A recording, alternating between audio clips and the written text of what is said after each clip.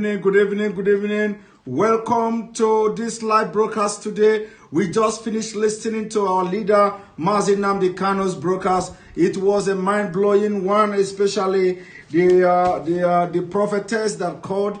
The way he handled that issue of prophetess is very, very amazing. And today, now we are going to a different topic entirely. We continue from where we stopped last time. Welcome to this program. You are watching me live and direct on Facebook, on YouTube, and on Twitter.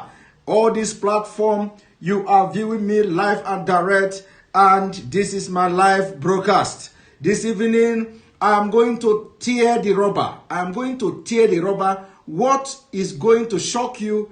I am going to do what is going to shock you this evening. I am going to expose all the secret documents that shows that today, so that when we are doing what we are doing today, those who are not even supporting the part of what we're doing should also take the advantage of this exposure that we are doing and I'm about to do, so long as they are using it for Biafra, one way or the other. But like we have always said, this is not 1960. This is not 1960. This is not 1967. This is not 1970. We are taking this freedom on a different level, and this evening you are going to get very big shock what I'm going to show you. Let us wait again. This is just 4 minutes into the program. Wait for our large viewers to gather themselves before we continue.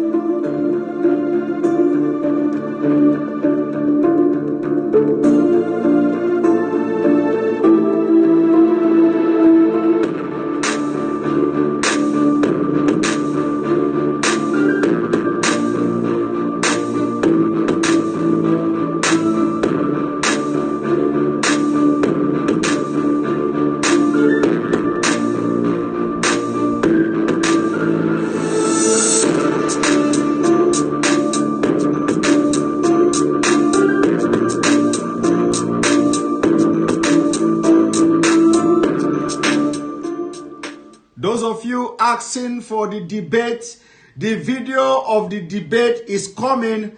I am waiting that the video is uploaded. It was a very big mistake yesterday that it was not live. It was not live as proposed in the earlier stage, and the video will be made available, and I will make sure I stream it live. I restream it live on this page so that you people will watch it from the beginning to the end of the debate. The debate was a very wonderful one. Everybody made sense, but the most important thing is that there is nothing that will work within Nigeria. Nigeria needs to be disintegrated. We need a total freedom, and there is no two ways about it. So that video of the debate is coming. and it is also a very hot one. Believe me, those who watched and listened to the debate will tell you people better than even what I'm going to tell you, because the debate is very, very successful, or was very, very successful, and the video will be available as soon as possible.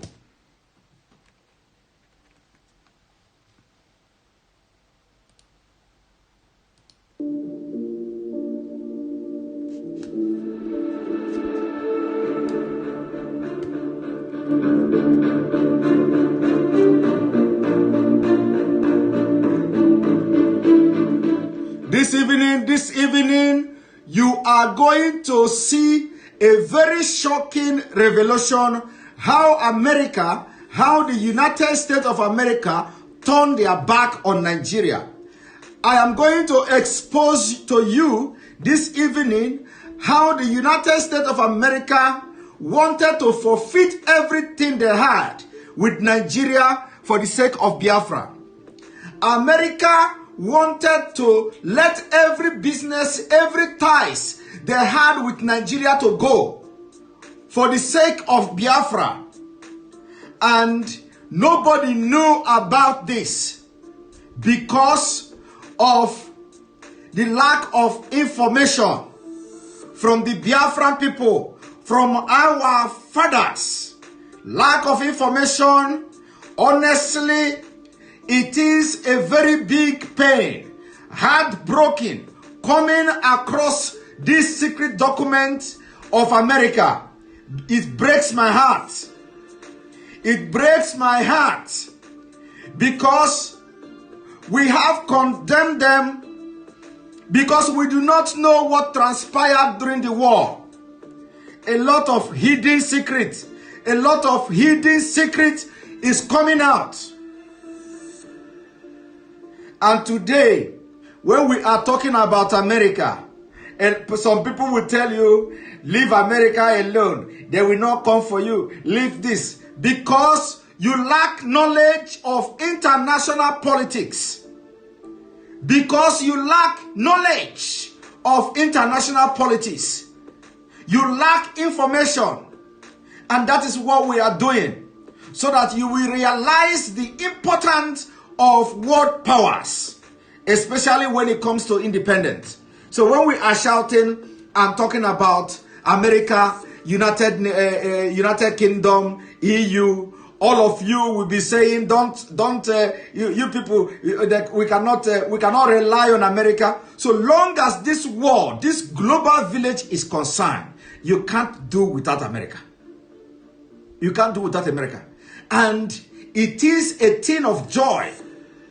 After I felt that my heart was broken, it is a thing of joy to actually, delve into this document, into this secret document that I'll be revealing to you. Like I said, I will be revealing to you on daily basis until I feel satisfied. That is because of these different groups claiming they are fighting for Biafra. We know that the only formidable group so far is IPOB. And like I made it clear to my brother yesterday during the debate, if you are really, what some people, proposed on what is going to be the roadmap to Biafra, something is similar. There is similarity in making friends with this world veto power. So why can't you bring in your part of making friends in diaspora? Whatever you do in Nigeria, do it. Whatever you are going to do with the people in Nigeria, with the government of Nigeria, however you're going to handle them, handle it. But when it comes to diaspora, when it comes to international politics on Biafra, leave it to one body. Leave it to IPOB.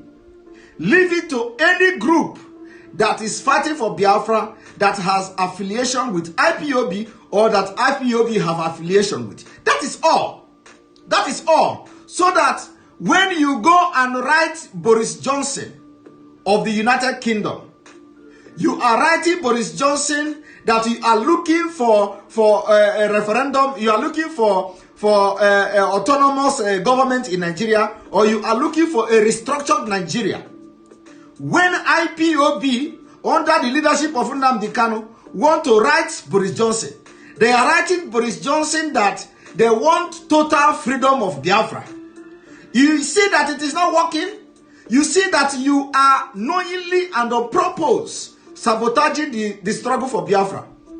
Because when Boris Johnson received hundreds of letters from different groups of Biafra, you, Emeka Siri, you are fighting for Biafra in Nigeria. Like we explained in the debate yesterday, which the video will come out very soon. You, Tony Nadi, you are fighting for Lower Niger, new movement for New Nigeria. And all of you will be writing one letter to the other, to whoever you are sending it. If IPOB wrote or have written to those places demanding for total freedom of Biafra, you are writing to the same office demanding a restructure of Nigeria.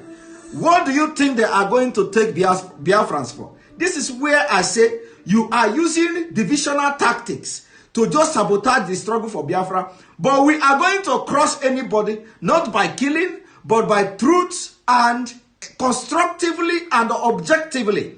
We are going to crush anybody that will be writing to America demanding for restructuring of Nigeria, because we are not interested in restructuring of Nigeria. We are interested in total freedom of Biafra.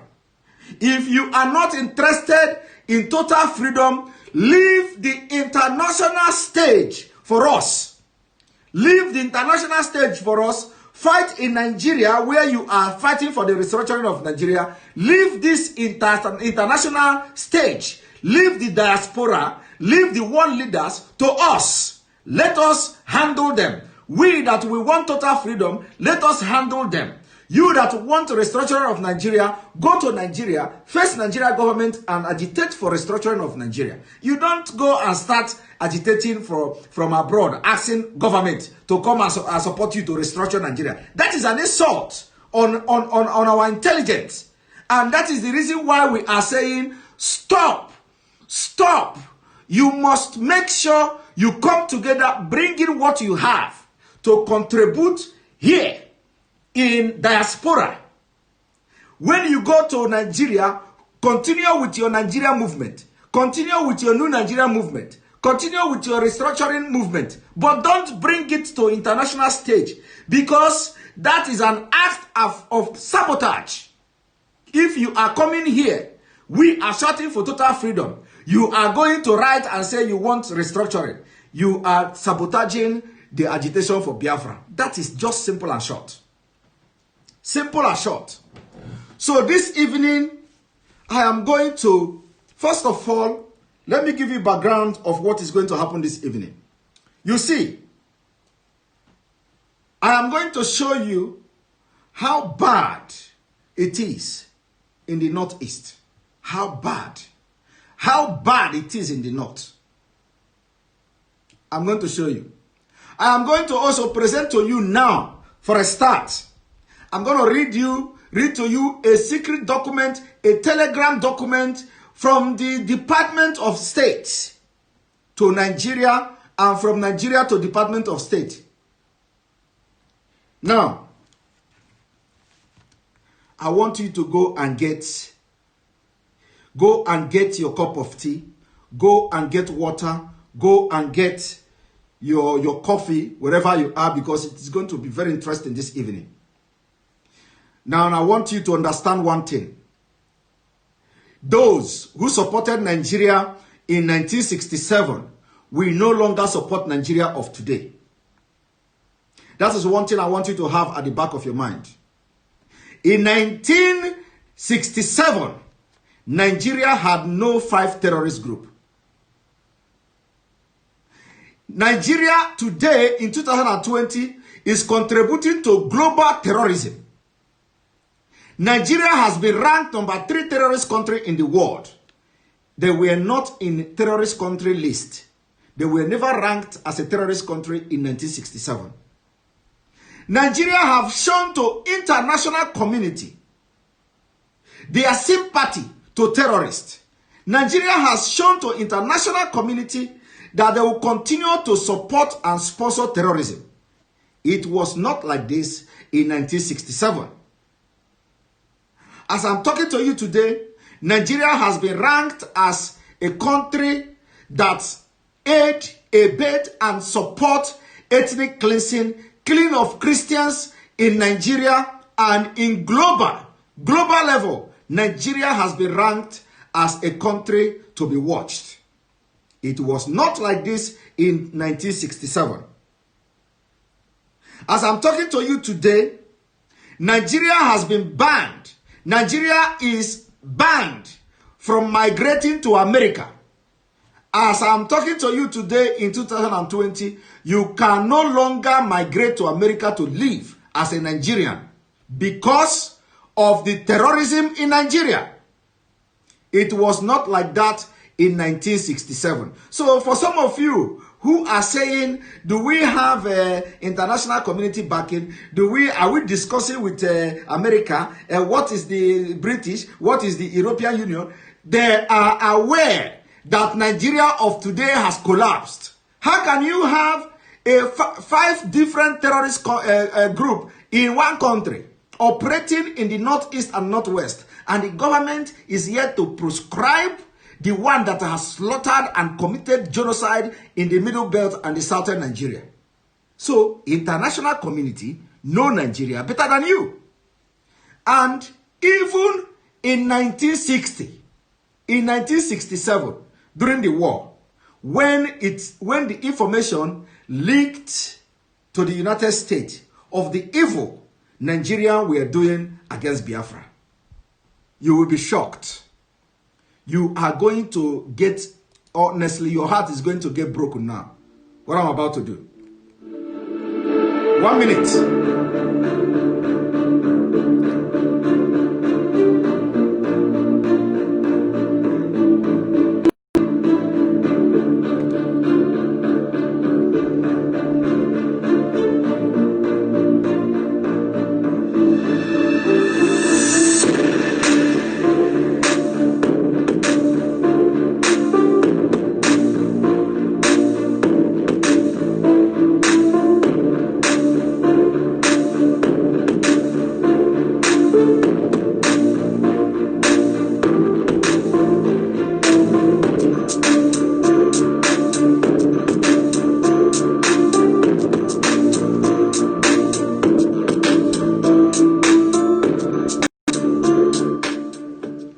Now, here the business of the day starts. You are watching me directly, live and direct on YouTube. You are watching me on Facebook. You are watching me on Twitter as well. On this different platform, you are watching me this evening. I want to start by showing you the telegram between America and America. Now, pay attention to this.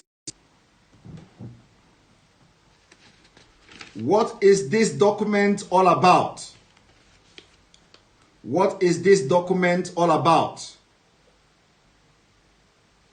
The document you see here is the telegram between Nigeria and the United States, United States Embassy in Nigeria and the government of the United States of America, dated 28th of January 1969. Memorandum for the President. Memorandum for the President from Henry A. Kissinger. Subject: U.S. option in Biafra relief. U.S. options in Biafra relief. Now, you asked for a study of the Biafra relief problem by January 28th. A member of my staff prepared the attached survey, I have taken the liberty of underlining the most significant parts, underlining a sketch of the background of the problem with a useful map. I thought it important to trace in some details the interplay between politics and food. Each of the following tabs, however, is designed to stand alone for a quick overview. Tab A is a list of 6 basic realities of the U.S. involvement in the relief effort. Tab B are the main options for expanding relief into Biafra. The data here are drawn from recent aid and defense studies, but the details of cost availability might be subject to change in a formal up to the minute review by all agencies concerned. Now, I want you to pay attention to the recommendation of the United States government from Kissinger. Recommendation. They recommend that you authorize me to sign the NSSM at tab C. This would get bureaucracy moving toward consideration of alternative Biafra relief program at an early NSC meeting. Authorize NSSM checked by Nixon. Now, there are no exact number of the scale of human tragedy gathering in Biafra, but all our sources do agree that more than 1 million people are likely to be in danger of starvation over the next 2 to 3 months.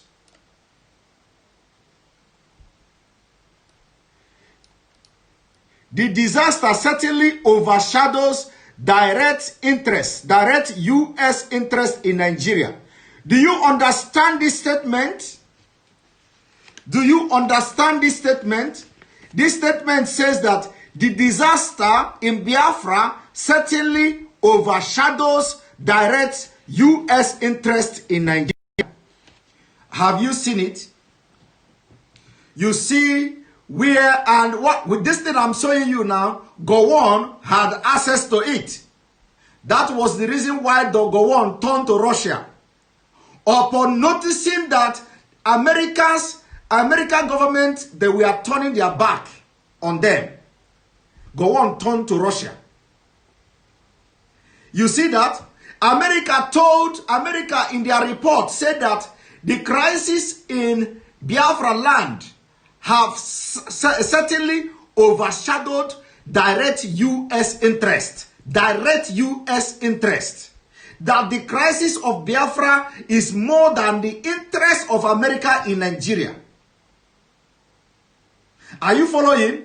I want to read further.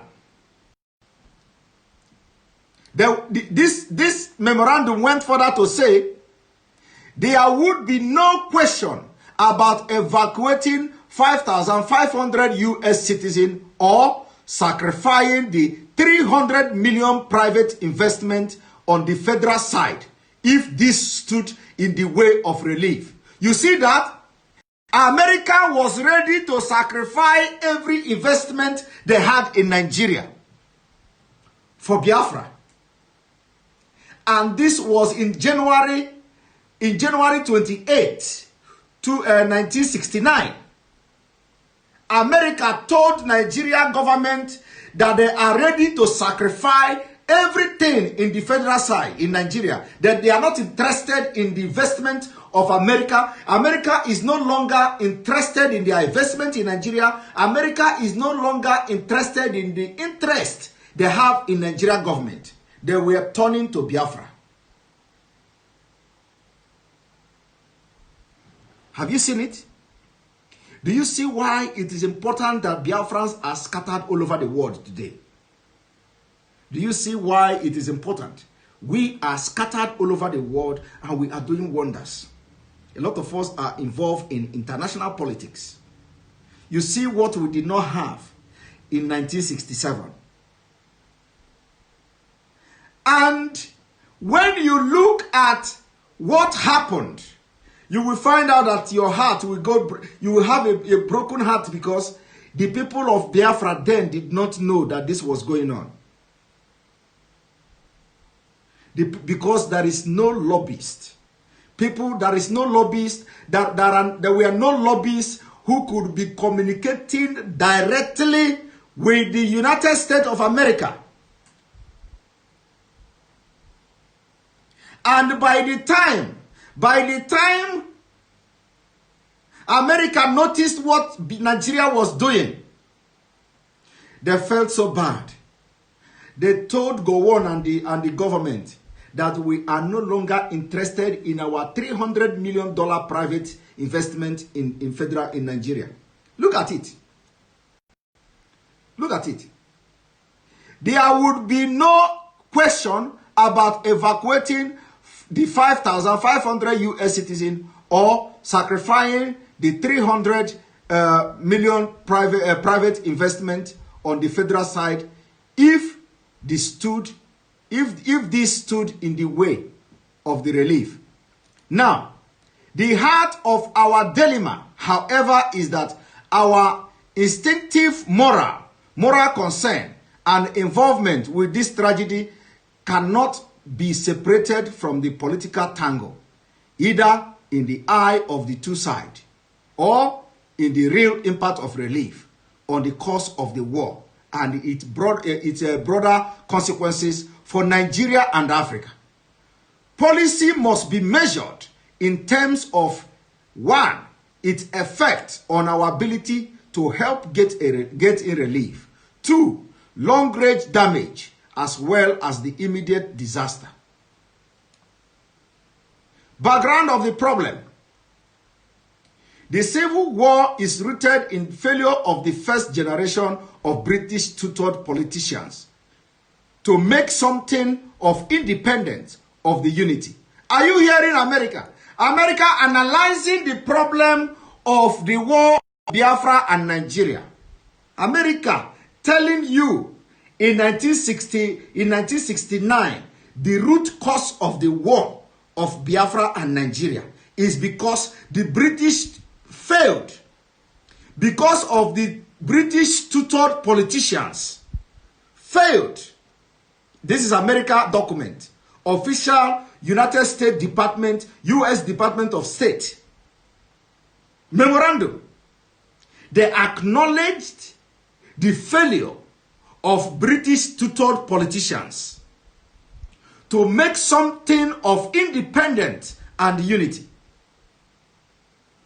None of our Biafran people saw or have the information about this memorandum going on. You see? Now, this is it. This is it. This is it. Now, somebody asked, the America said that this is it. The Civil War is rooted in the failure of the first generation of British tutored politicians to make something of independence and unity. While London and Washington poured in money and high expectation, corruption grew apace and decisions were drained of content by the tribal bickering that lay behind the facade of national parties. This is American document. You see, in one sense, the first coup in 1966 was classic effort by young officers to set things right. But there were also eating Igbos who murdered with rituals flair a Northern Hausa Prime Minister along with Premier of the Northern and Western State. Do you know how they labeled? Do you know how they labeled the Hausa Prime Minister? They labeled him as with ritual flair. With ritual flair, a Northerner Hausa prime minister. Do you understand that? This is what they labeled him. An Igbo general stepped in and tried honestly to hold the union together for a year. You see that? They said Igbo general stepped in and tried honestly. There is a word, honestly, an Igbo general. An Igbo America here analyzing the background of the war. What is the root problem of the war? This is American Memorandum of 1969. And under this consideration, they decided to turn down Nigerian government proposal and to refuse selling aircraft to the relief agency.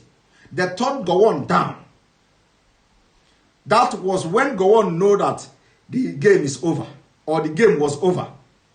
But upon all these things that is going on, I don't think any Biafra have knowledge of this. Gowon turned to Russia immediately.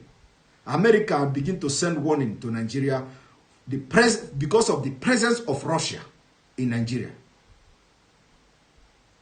That is why if the noise is breaking, log out and log back. That is why a lot of people today we are accusing Russia involvement in Biafra war. The Russia involvement in Biafra war was because America was backing down. America was backing down. Gowon had no choice than to look for a backup. He ran to Russia. But unfortunately, Gowon manipulated a lot of people. He manipulated Adakaboro. He manipulated Adakaboro and it worked. Then he manipulated Effiong because he had used somebody. He must have approached Effiong, Philip Effiong, through somebody. Lobbied him to surrender because he knew he was losing the war. He knew Nigeria was about to go down because America was coming for Biafra. But he was the only one who knew what other people don't know. Now, let us continue.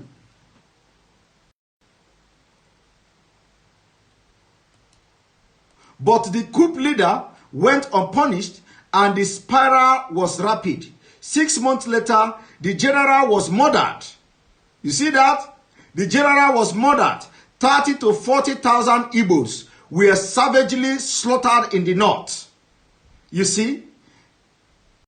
The Igbo general who honestly wanted to do something was murdered. In addition to that, 40,000 Igbos were slaughtered in the north. It is here in American documents.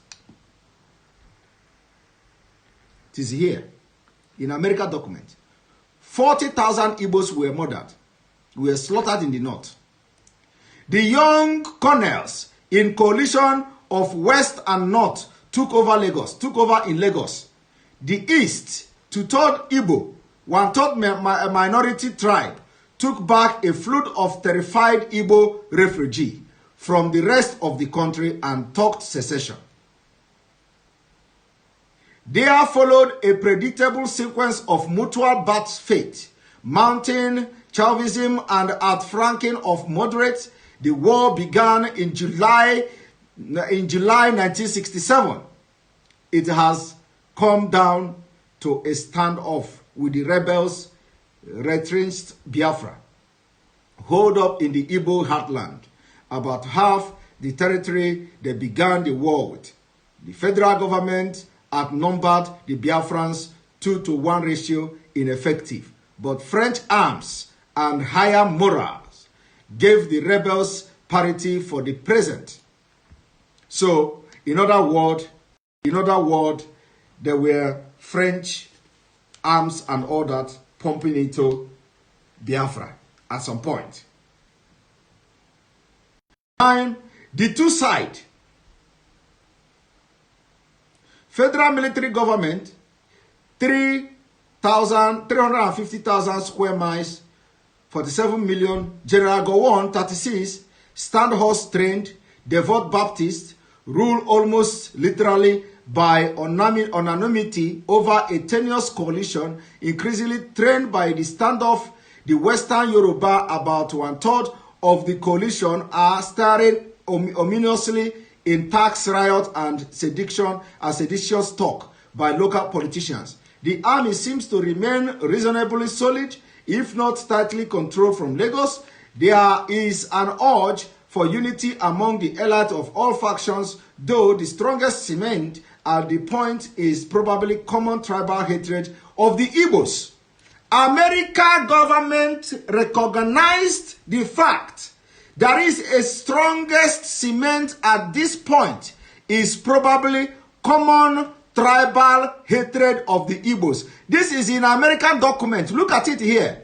Let me read it again. This is American document. They said there is an urge for unity among the elite of factions, though the strongest cement at this point is probably common tribal hatred of the Igbos. This is it. From American document, memorandum, they acknowledged the fact that the biggest problem in Nigeria is the common tribal hatred of the Igbos. Have you seen it? Have you seen it in an authentic document of the United States of America? Kissinger acknowledged the hatred against the Igbo. Here is it. In American document. Look. Let me highlight it again. Common tribal hatred of the Igbos.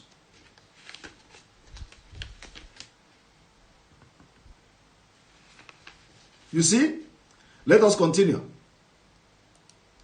The federal have cultivated a little elan in discovering they could run the country without the Igbos, who were the backbone of commerce and civil service in the north as well as the south. Have you seen it?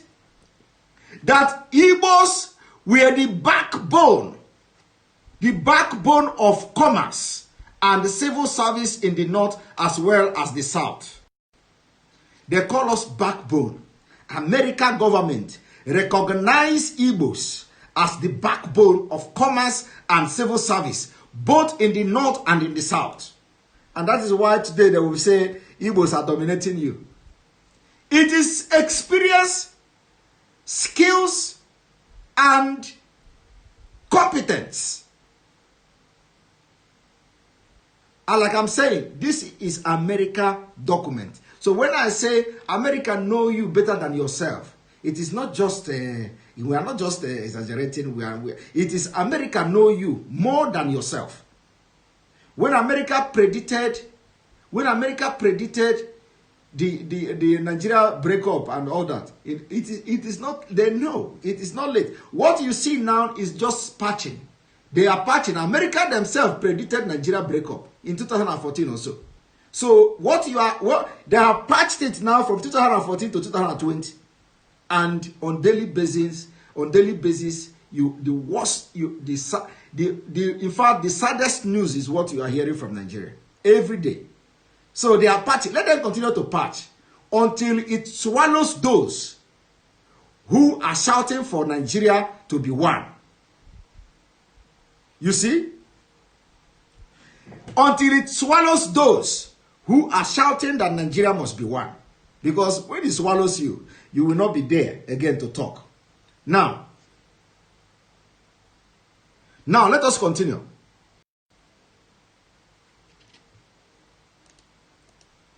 The Nigerians are proud and latently xenophobic, with a special rancor toward the U.S. that comes of being a guilty offspring who disappointed parental hopes. You see, they say that Nigerians, when they are talking about Nigeria being xenophobic to the U.S., they are not talking about the Igbos. They are not talking about Biafrans. They are talking about Nigeria.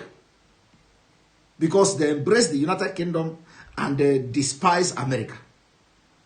They despise America, and America knows that. Till today, they despise America.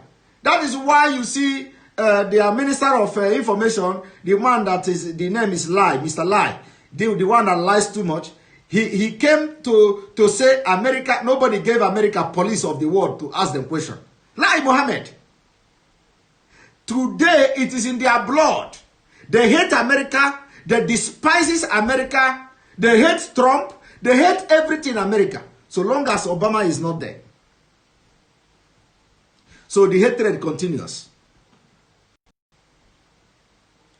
Now, they conduct the war with often incredible ineptness, both in the battle and public relation. That is Nigeria. They are telling you about what the conduct of Nigeria now. They tolerate the Red Cross relief operation on both sides, but would hardly be averse to winning by starvation. You see, they were outraged by the recent U.S. sale of 8 old transport to the Red Cross and other relief agencies. For Gowon regime, the logic is simple. Food kept the rebellion alive as well as the rebels. Are you people seeing this? Have you people seen what America said? Have you people seen what America said? I didn't say it. I didn't say it. Have you seen what America said? Do you see what America said? Let me read it again because this is very important.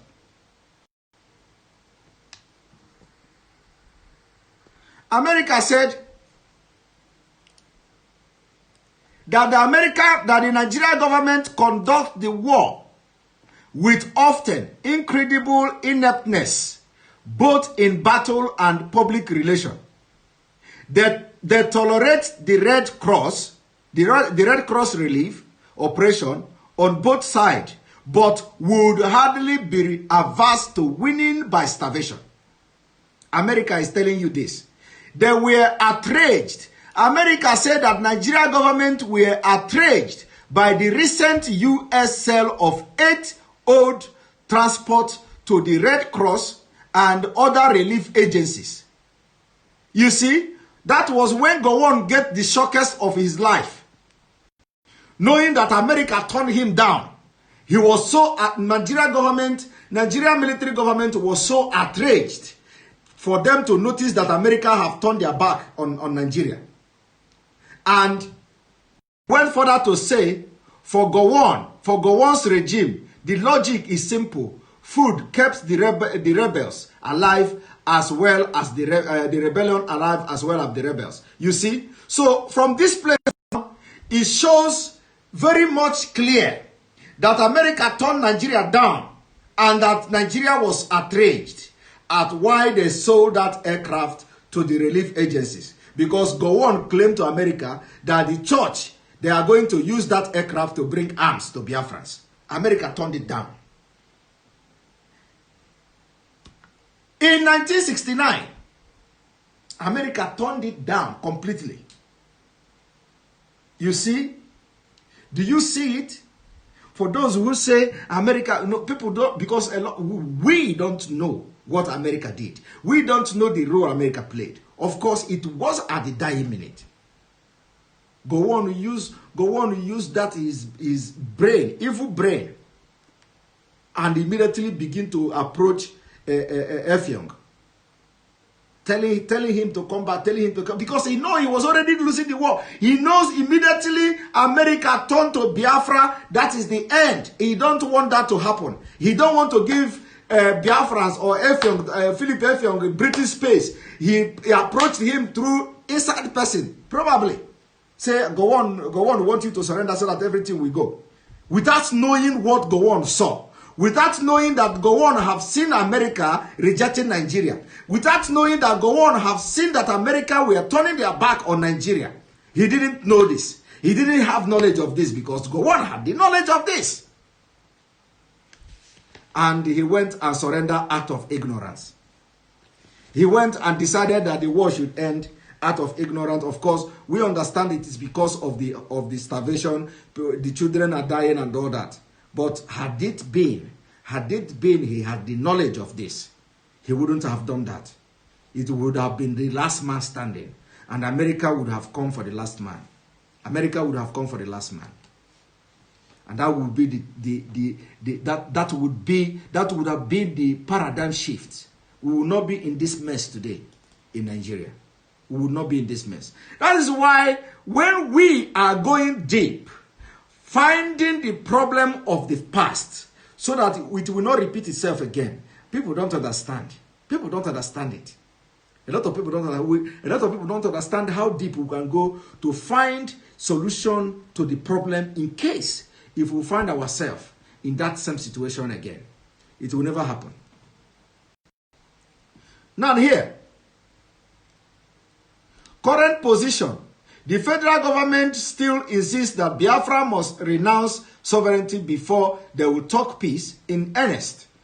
Within a federal structure, they have talked about scheme for Igbo protection, including an international police force. But they are vague on question of politics or political amnesty and the place of Igbos in the future of federal army. They see the outside world, and particularly us, drifting toward the rebels out of evil design or misguided sympathy. Have you seen it? Do you see what I am telling you? Go on, they see America was drifting toward Biafra side. It is here. This is what they saw. Biafrans didn't see it. Biafrans didn't see it. Look at it again. You see, America reported that Nigerian government, they see the outside world, and particularly US, us, drifting toward the rebels out of evil design or misguided sympathy. This is the word of Nigeria government to America and to the entire world. That was the one go on turn to Russia. And even with the Russia, we would have defeated all of them and get our Biafra. You see it here. They were already turning, not only America, because once America go, even the British don't have choice. Once America, as you see them say, America drifting, not only America, America was not referring to themselves alone. America, because America was in touch with other world powers. They were already drifting towards Biafra. You see? They were Gowon started accusing them because everything they turned down. And that was because they noticed what was going on. They already noticed what was going on. So they decided that Gowon started making it that Gowon know that they are losing the war. And if Philip Effiong had just waited for another 6 months, into this war, by now I will be proud of my country. By now I would have Biafra passport. But it is not late. It is for a purpose. And the God time has come. God time has come. God time has come. Now look at it. They see the outside world. When you hear there is the government of Nigeria, and particularly us, drifting toward the rebels out of evil design or misguided sympathy. They feel their own war weariness, are frightened and embodied by it, and are probably very near a xenophobic outburst, which would find an external scapegoat for their frustration. You see that? America recognized that Nigeria was frustrated. As little as we are, Of course, so yes, we know Philip Effiong needed weapon and people were starving. Yes, we know. But what my point here is that had it been Philip Effiong had the information contained in this document, he will never surrender, even if the children are dying, because already millions have died. So millions are going to die. But like I said, even if it is a last man standing, the America and the entire world will come for that last man. And that's what Philip Effiong should have done if he had knowledge of this. But he don't have the knowledge. He did not have this information. He don't have this information. That is the problem. He don't have this information. That is the problem. When you see the content of this memorandum, you are going to your heart is going to break, because oh my God, this is America, and this America is even better than it as it was then. America of today,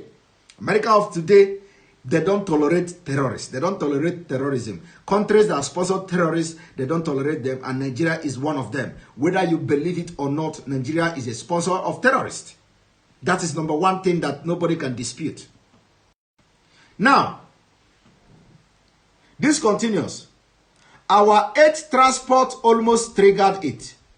Recent intelligence indicates that the federal government planned a major offensive in March before the spring rains bog everyone down, barring a real escalation, a weaponry, or expertise from outside sources. Their prospects of breaching the rebel perimeter are still slight. That failure would bring Lagos to the boiling point. You see that? Even America predicted Biafra strong if they were armed. If they were armed, weapon in Biafra. If America said that if Biafra had armed, Lagos State will go down in a matter of time. Lagos State from US document.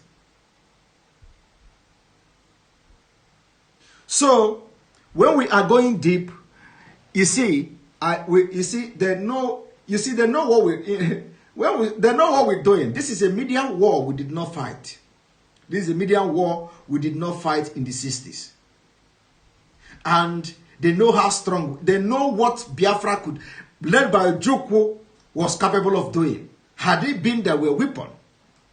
And the only thing they are afraid, the only thing Gowon and Co. was afraid just that they don't get food. That Biafra don't get food.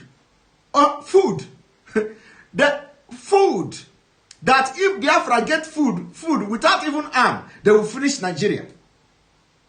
So they made sure that there were no food. And America was in this is a memorandum of the Biafra and Nigeria war, was telling that Lagos could have been captured by Biafra army in just a matter of days.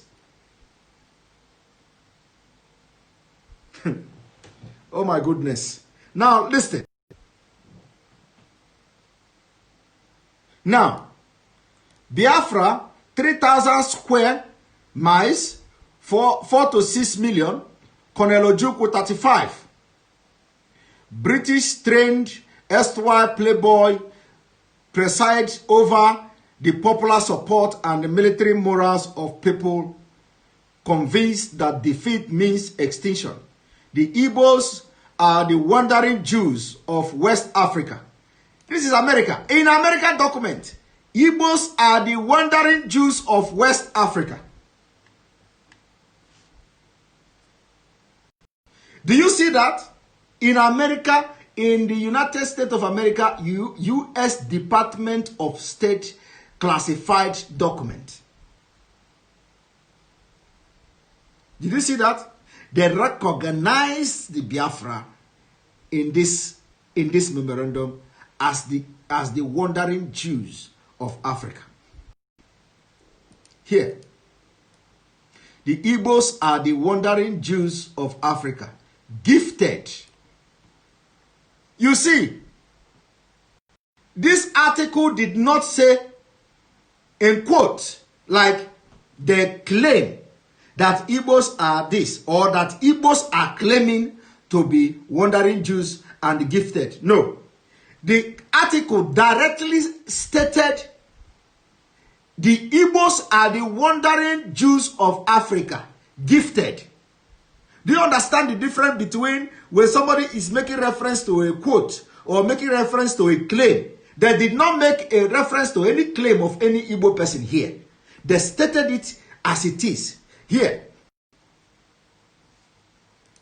That the Igbos are the wandering Jews of Africa, gifted, aggressive, westernized. Do you see what they used to describe the Igbo? At best, envied and resented, but mostly despised by the mass of their neighbors in the Federation. They have fought well by Africa's standard against heavy odds. Their cynical public relation use of the starvation has been brilliant. Now, do you understand what America wrote about you? Do you understand what America wrote about you? What America know of you, the Igbos? Do you understand what is being, you know, how the America regard you here?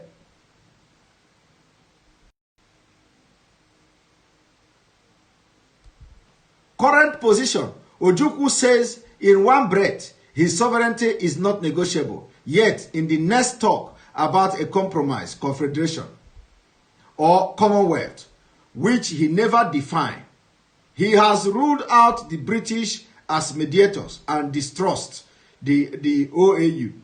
Just as the federal accept it because of its pro-federal stance, Biafra prefers a ceasefire, knowing that neither Gowon nor his coalition could survive a hiatus which only gave a respite to the rebels' lion. The rebels seem more aware than before of their desperate food situation, but are convinced they can hold out or will be bailed out. Until the federal collapse, short of that, Biafra is almost certainly unable to win the war militarily. If Gowon, as he likes, see himself, is Lincoln fighting it out the wilderness with draft riot and Copperhead back home. Ojukwu is Jeff Davis before Gettysburg with time on the side of secession, relief and diplomacy. The immediate food crisis on Biafra side, which has been reduced to a 70 by 40 miles enclave in the federal held territory. The only relief access is to the one working airstrip used for both arms and relief flight at night only. Did you see that? For both arms and relief flight. So which means arms were actually coming into Biafra already. Arms were coming into Biafra already. Arms were coming into Biafra already. So the door was about to open. The door of arms was about to open. Now, the plane come from two small islands off the coast. The Religious Voluntary Agency, some US, some European fly from Portuguese, Sao Tome, but Portugal has been sympathetic to Biafra, and occasional arms flight also go in from Sao Tome. The Red Cross had been flying from Fernando Po until stopped last week by their landlord, the government of Equatorial Guinea. That problem is mixture of high-handedness by the Swiss Red Cross people, perhaps some pressure on the Guinea from the federal government, and mostly the urge of a new and uncertain black regime to show the white men in their midst whose boast. State is hard at work on this. The Red Cross should be able to rent a grace period to continue flight until agreement is negotiated. The moment deaths have probably gone down in Biafra as a result of 300 tons or so of a protein concentrated flown in per week before the block on Fernando Po, but the fall harvest in Igbo land is being consumed, and they face a carbohydrate famine which will have still greater impact on the population and require much greater bulk than the present relief possibly hand. The total politics of relief boil down as follow. Both sides have obstructed relief, but the balance of guilt rests with Biafra. In part, there are military priorities over food, but in the last account, the rebels know well their political profit in going hungry. Biafra blocked daytime relief flight, which could substantially increase delivery, because they are afraid of federal government MIGs will target and knock out the early airfield, which the MIGs avoid at night or in daylight when anti-aircraft is free to shoot at anything in the air. The rebels also enjoy the cover their arms flight get from relief plane at night should the federal government grow bolder after dark. So these are the report of course, we will not be able to go through all of them, but at least you have seen, I have shown you what America were doing and what America was about to do before the sudden approach of Gowon to Effiong, and Effiong surrendered and Biafra ended the way it ended. And today, Nigeria is not the same Nigeria. Anybody that comment nonsense, we are going to block him. Don't worry, whoever the James is going to be blocked if he has commented nonsense. Please tag me to the James. Somebody, he don't even have a picture. He has been blocked. He has been blocked. Don't worry, he don't have a picture. That is a Nigeria agent. Those people that cow meat are working in their blood. Nigeria is online. He is joining us in our online country. Why? So he cannot allow us to practice our online country on social media free of charge. He will not let us practice our country in Nigeria. He will also not let us practice our country online. But he has been blocked. No worry about that. So now I want to show you. This is where I'm going to stop this today. I'm going to continue again tomorrow. Now let me show you this.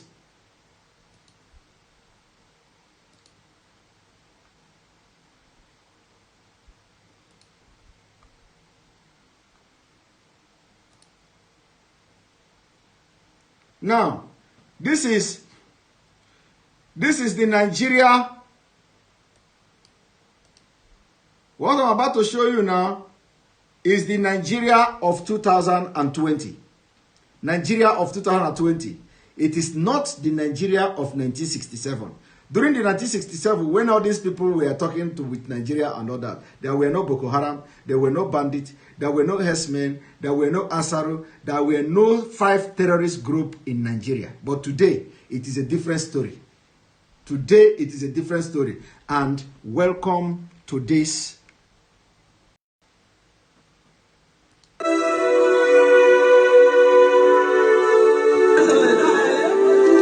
Nigeria, Africa's most populous nation, has 6 geopolitical zones. Of the 6, the Northwest Zone has been the most affected by banditry. Banditry has affected populations living in Zamfara, Kaduna, Niger, Sokoto, Kebbi and Katsina states, leaving about 21 million people exposed to extreme danger. Unconnected to the Boko Haram insurgency in the northeast, the banditry violence began as a farmer-herder conflict in 2011 and intensified between 2017 to 2018 to include cattle rustling, kidnapping for ransom, sexual violence, and killings. The discovery of gold mines and the activities of illegal miners competing for the control of gold discovery of gold mine that has not shown in anywhere in Nigeria GDP. Reserves have intensified the activities of armed groups in the Northwest. By March 2020, more than 210,000 people had been internally displaced, while more than 35,000 refugees have crossed communal borders to Maradi in Niger Republic. The exact number of people killed as a result of banditry in the north is unknown, as bandits become more daring in the way the attacks are carried out. Katsina State is one of the most affected states in the northeast Nigeria by the problem of insecurity. Many lives have been lost and property worth millions of naira destroyed. Most recently, the 8 frontline local government areas have faced the full brunt of banditry. A district head was assassinated in his house by bandits. 51 people were killed in Kadisto village in Faskari local government area, and more than 73 persons killed in Dutsinma and Safana local government areas. Communities in Batsari, Jibia and Kankara have also witnessed pockets of attacks by bandits. During the attacks, the bandits cut away cattle, foodstuff and women. Governor Aminu Masari, aware of the problem, set up a committee that will give amnesty to bandits who were ready to give up criminality and embrace peace. Not all of them agreed, but quite a number of them agreed to put a stop to the menace, and you know it is known to all of us that in January 15th, on January 15th, 2017, we were able to converge in Ankara, where we collected about 400 assorted firearms from these bandit groups, including the notorious then Bahar Daji came and surrendered. Governor Masari visited the 8 frontline local governments that had become killing fields in the seemingly endless conflicts between bandits and farmers. They are Safana, Dandumi, Sabuwa, Damusa, Faskari, Jibia, Kankara, and Batsari. Many people were quite... Now, this is the Nigeria that were not there in 1967. This, what you are looking at now is a governor of Katsina State, where the presidency, the original president, come from. You see him with criminals. You see him with terrorists. Terrorists carry a gun. They are sponsoring them, arming them. Each time they want to get money, they go and demand 100 billion from the government. So all these things you see here were not there in 1967. Nigeria did not have any terrorist group in 1967. So today, they have terrorist group. The government are romancing the terrorist group. The government are romancing Boko Haram. Chief of Army Staff is a Boko Haram member. The presidency have Boko Haram member. The governors are supporting the bandits and all of them. Look at them now, taking picture, posing and taking picture. This is the Nigeria that the international community can never support. If anything happens today, if anything that happened in 1967 repeat itself today, no country, no sane country in the world will want to have anything to do with these people here. No sane country in the world will want to have anything to do with these people because they have failed them. Every country is looking for a better deal. A country where your business interests will be secured, where there will be no much high risk.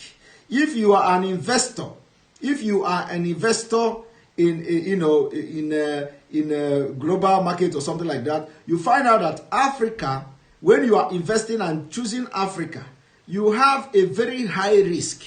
A very high risk because nobody invests there.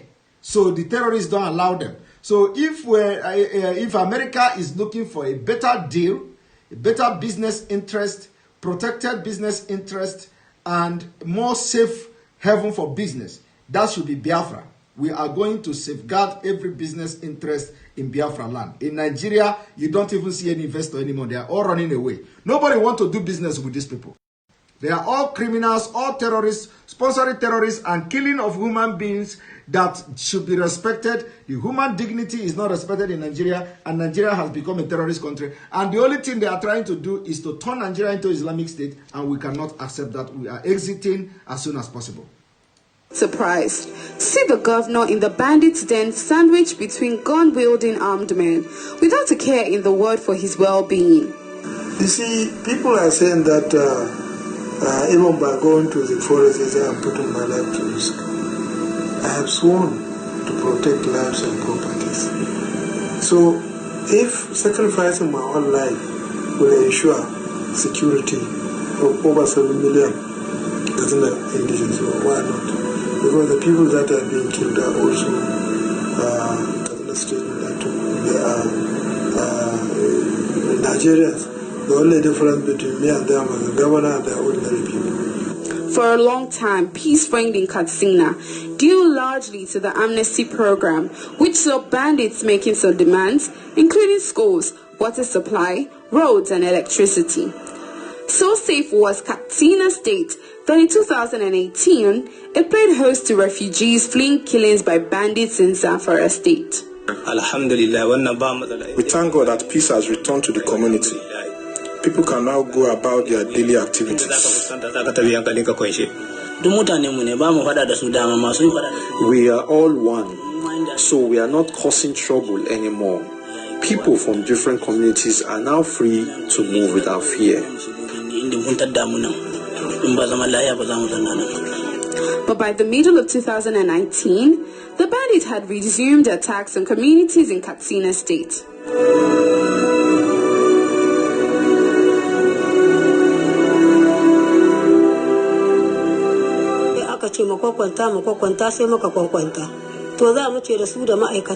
They came and asked us to lie down. We did not know they were bandits until they began their attacks and were shouting Allahu Akbar.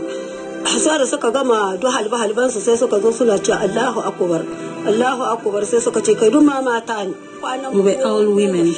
They kidnapped 16 of us and took us to their hideout. They commanded us to shut our eyes.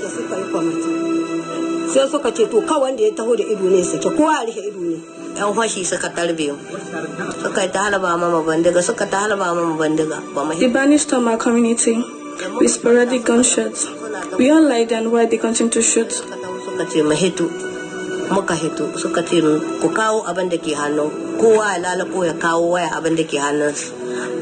They came began to rob us, asking us to give them our property. We gave them. They threatened us and took us out of the town.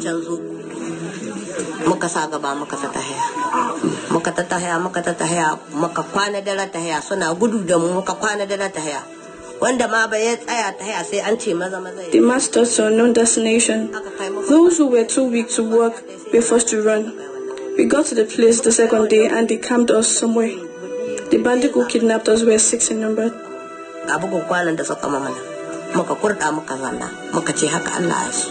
We are living in a relative peace, especially if you compare with what was happening before. But the unfortunate thing then was, you see, we didn't have the cooperation and understanding of our neighbors, Zamfara, Kaduna in particular, and to some extent Niger Republic.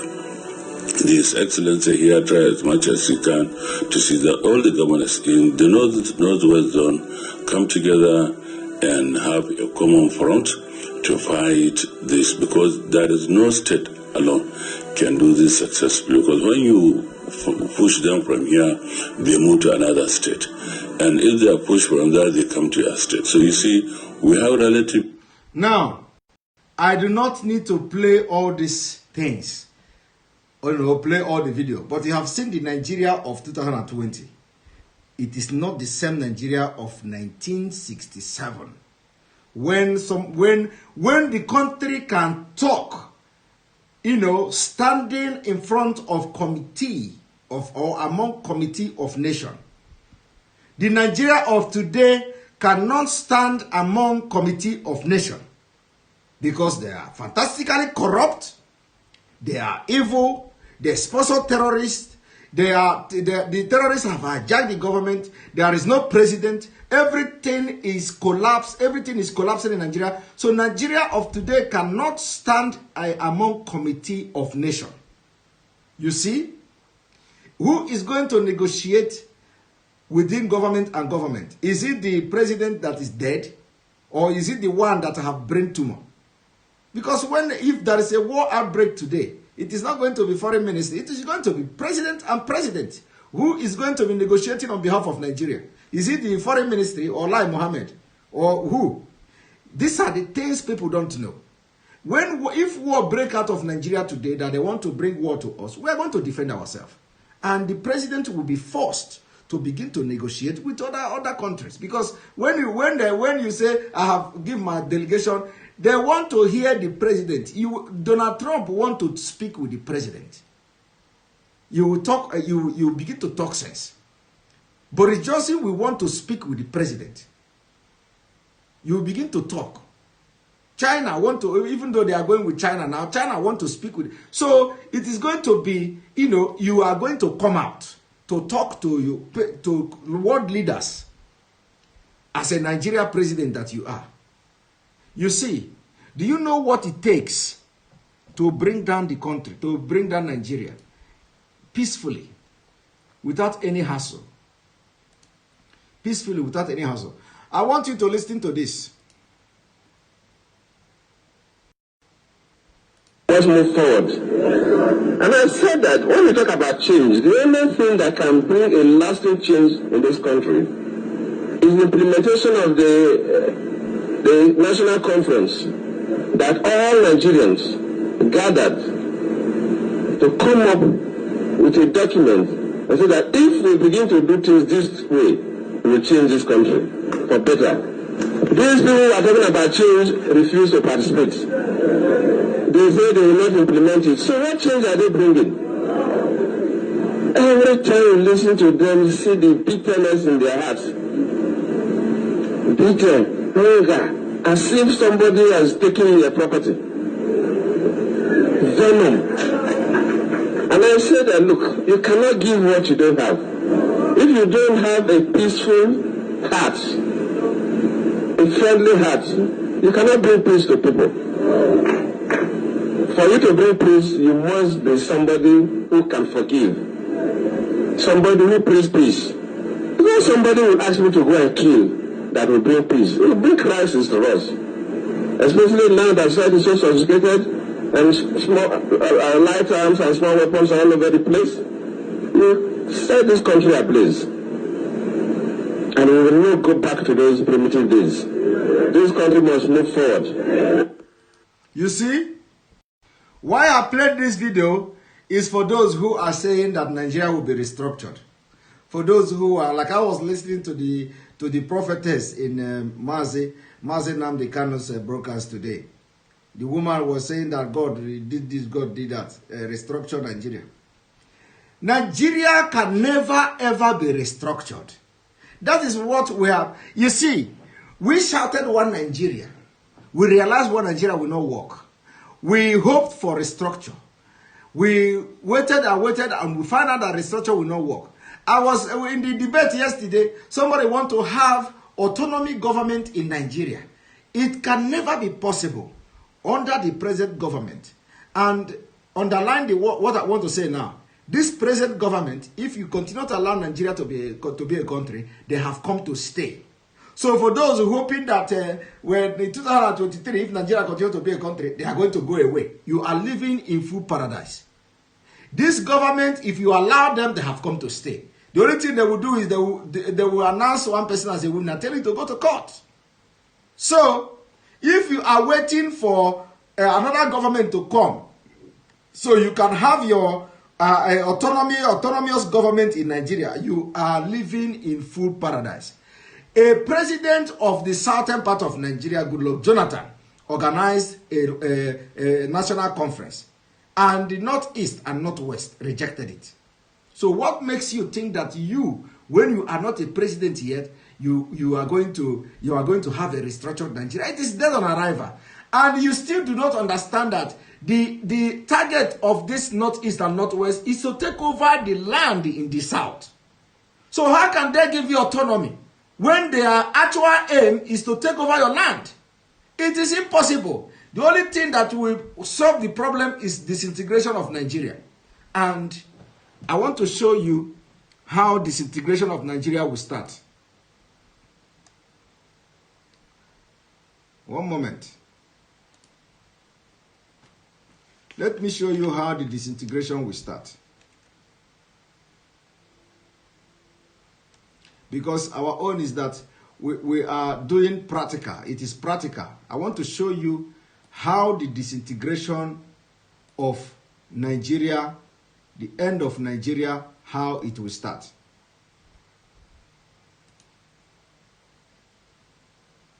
One moment.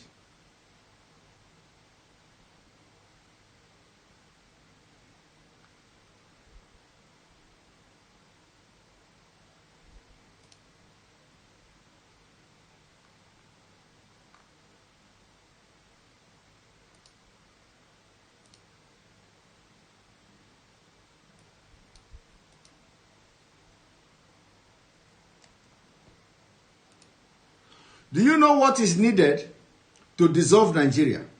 What is needed to dissolve Nigeria? What you are about to watch now is the process of dissolution of Nigeria. Now watch. For Agatula now, we don't get single one pawpaw again. We don't cut our pawpaw down because of them. And they say no any farm where we go farm again. They say that side now their mother's land. Anytime where we call them, so make we and them talk is. They say, there now their motherland. So we must leave their motherland for them. We can't tell them, say, how there can't take with their motherland. They say, that place now their motherland, so we must live and there for them. We can't tell them, say, we no go feel live and for them. Say, this one our own. How Benue come in our mother's land? Where we come up from? Where we know, say, here, a Fulani get them. Fulani no get any place for Benue. How here come in our mother's land? They say, there now their mother's land. That's why they kill our people anyhow. If they carry cow or enter any farm, they shop anything. If you talk, say why cow will shop you or something. If you did that farm, they will kill you for that farm. They will follow some people in the night. They will follow our people. They come house. They kill people anyhow. So they think on tire us. Now like this. Now God say, now like this. We be ready to fight. Okay. We ready to fight. Since we don't get support from the government, we ready to fight. Anywhere where the fight won't take us to, we ready to fight them. To restore Biafra, because you know say now only Biafra, if we restore Biafra, now where our peace will come from with that. I mean, I stand today as a member of Biafra. I know say now only where we fit get this thing from now like this, and we ready to fight until the end to get the Biafra now. You say what makes that you people doesn't have pawpaw again? I didn't hear you very loud and clear. I say what makes you don't have pawpaw again? Yeah. Why we don't get pawpaw again? We say. For our land, then they enter inside pawpaw. We will not be discovered in time. They use and kill our people. Finish. They use and kill our people. Which people they enter? Now Fulani men, S-men. They enter inside pawpaw for our land. They use and kill our people. So we will not discover what they happen till the time when we can't discover. Abel, carry your language. Come again. Wait till the talk. We say these Fulani people they enter inside pawpaw as a. Did you hear that? You see, these are Benue people. These are Benue people. And why I play this video is that, you know, one of the roadmap to Biafra is this. Coming together, Yoruba, the Biafrans, and part of Middle Belt. Why I say part of Middle Belt is that all Middle Belt cannot join together for this degree because part of them are, you know, they believe in Northern agenda and all that. So, but part of the Middle Belt coming together, we will just have 15 million people in the streets of Nigeria. But believe me, if all these people come together, we are going to have more than 50 million people in the streets of Nigeria, and Nigeria government will go down without a single shoot of or shot of AK-47. They can be shooting at the revolutionaries of protesters, but they will not shoot everybody down. It will take The Yoruba, this is like I said, there are many ways to bring Nigeria down, but this is one of the roadmap. Yoruba, OPC, Biafrans, IPOB, our Riverine brothers, part of this middle belt, which is there. These people have already come out now. The Benue State, the Plateau people, the Plateau State, everybody will come together. Believe me, 1 week shut down Nigeria. The whole government will come down. No matter who they are, they will come down. And by doing this, we are going to invoke Section 14 of 1999 Constitution as amended. We will bring the country down. The government will come down. Everybody will, from the Senate to everybody will come down. They will begin to renegotiate the coexistence of Nigeria. From there, we will have our independence. This is as simple. This is very simple. Like I said, this is one of the roadmap. And if they begin to gather like this, it means we are going to the right direction. We are going to the right direction. Nobody wants to be part of Nigeria again. The people who made Nigeria what it is today are happy to be in this kind of country, and because they are Islamists. So we understand that. But we cannot continue to pay the price of the crimes we did not commit. In yesterday's debate, I said in the debate that Nigeria as a country are breeding criminals, internet fraudsters. It is not a lie. It is the system that are breeding, and Nigeria has become the biggest threat to international community. Nigeria has become a biggest threat to international community, both in cyber crime and in terrorism. So the only thing that will stop this threat is disintegration of Nigeria, because then you will have the system, a workable system that would discourage people from going into cyber crime. You see, people will no longer go into cyber crime. The terrorists, the target of the terrorists will be cut off by disintegration of Nigeria. So the world will buy the idea of this, because that is the lasting solution. Remember that the idea of having self-determination and the work of UN is to always find a lasting solution to where you have crisis. So in Nigeria, the Nigeria problem, Nigeria case study, the only way to have a lasting solution is the disintegration of Nigeria. And we don't know what the country will bring, how many countries will come out of Nigeria, but this is one of them. So, and somebody spoke on that debate yesterday that I shouldn't be saying that Nigeria is breeding criminals because he's using Nigeria passport. I said that is the price you pay. That is the price you pay for being a Nigerian. That is the price of you pay, because you cannot ordinarily rise up and condemn Nigeria because Nigeria is breeding terrorists and cyber criminals. It is that if you like, let it pain you, but it is a fact. The system of Nigeria, they are producing cyber criminals because the system is not favorable to young people who are talented. If somebody like Hospopi, as talented as he is, if Nigeria were favorable to him, he wouldn't go into cyber crime, trying to get money to impress people. The government will be trained from school, discovering where he is very good in, what he can do, if it is in IT, if it is IT or internet technology and all that. He go into technology, read very well, develop himself, and then participate in innovation, how to build the country. He's supposed to be working in one of the IT or something like that. But the Nigeria don't give that opportunity. So Nigeria is a career killer. And those who will be, feel insulted that, like I said, Nigeria, it is fact. And I'm not apologizing to anybody. Nigeria is breeding internet criminals, cyber criminals, and terrorists. And you are paying the price. You living in the US with Nigeria passport and Nigeria attached to your name, you will continue to pay the price until Biafra come. You can't run away from it. Because any day they see your name and they see that you are from Nigeria, you pay the price that day. Whatever that is going to happen to you, whatever decision they are going to do, you are paying the price, and you will continue to pay the price until Biafra is actualized. That is a fact. We have to face it.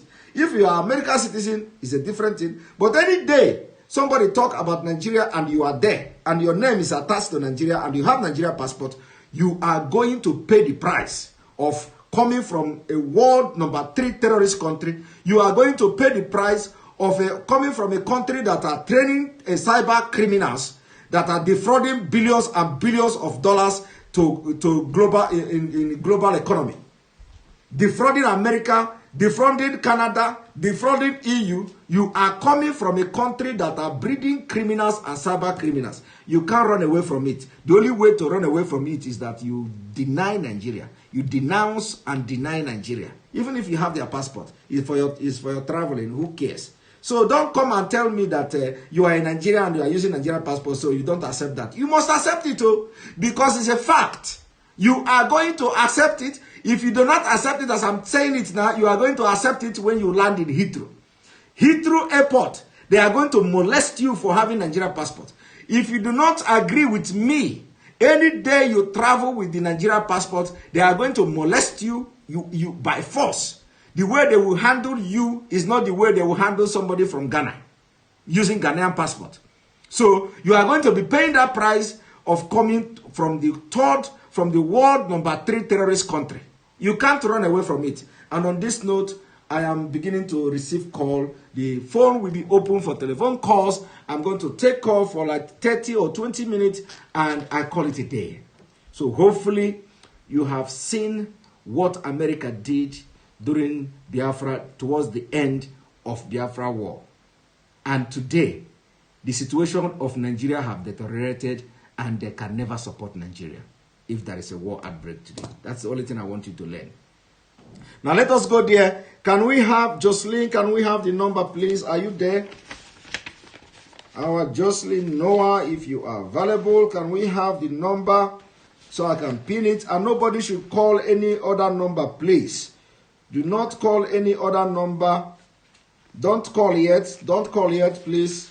I want to see the number so I can pin it. Jocelyn.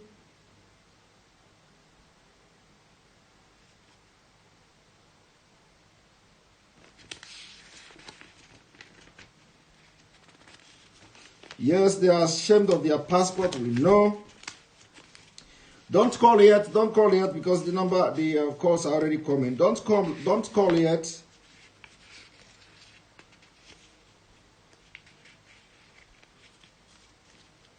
If you have to denounce Nigeria, continue to use the passport for your traveling.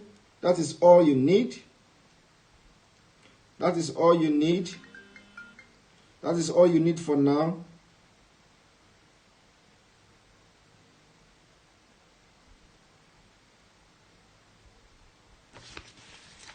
One moment.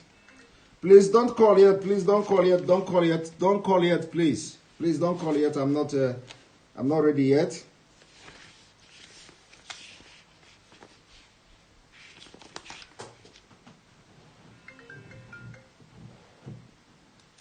Please don't call yet. Don't call yet. Yes.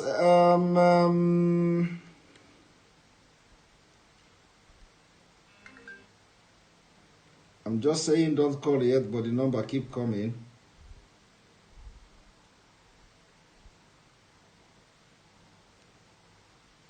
Yes, we have the number now. Yes, I promised to post the video of the debate yesterday. Yes, the video is still coming. Those of you waiting for the video, I promise I'm going to post it. It is still coming. I have not gotten the video. As soon as I get the video, I'm going to post it.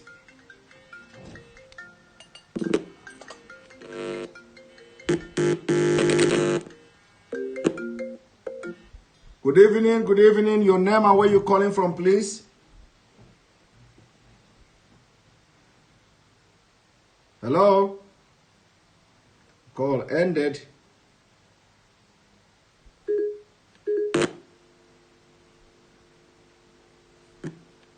The call ended.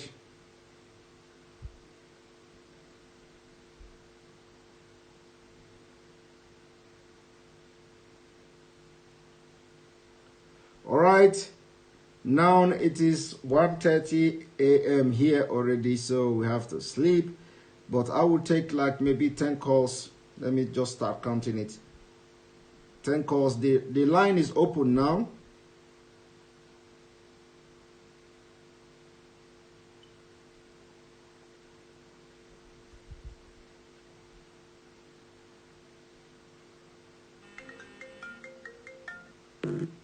Hello? Good evening. Your name and where you calling from, please? Am I on? Yes. Hello? Hello, can you hear me?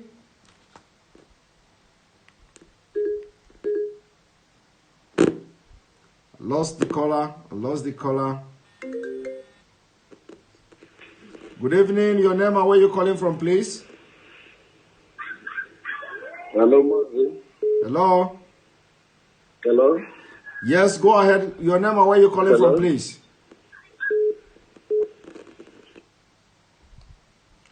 Okay, please. I need to restart this phone probably. Hello? Hello, can you hear me? My name is Chukunonye. I can hear you. Your name and where you calling from, please? Okay, my name is Chukunonye Oduja. I'm calling from California, United States. Welcome to the program. Thank you. I listened to you and according to that memorandum that United States write to their embassy. What are we as a Biafran doing about it to remind United States that memorandum and to use that to study what is happening in Nigeria today? Because what they wrote there is exactly what happened then that is repeating itself today.